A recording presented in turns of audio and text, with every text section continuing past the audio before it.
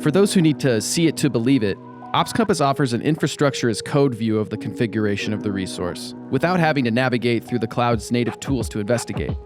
OpsCompass appends multiple pieces into this view to help the user paint a more complete picture.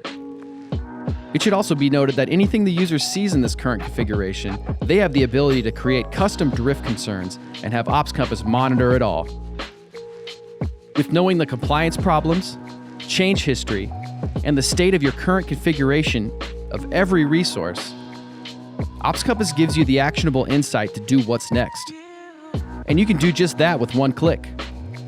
If you have role-based access control or RBAC in the cloud, OpsCompass provides a deep link to the resource, so you can easily navigate to the resource and fix what needs to be fixed, first and faster.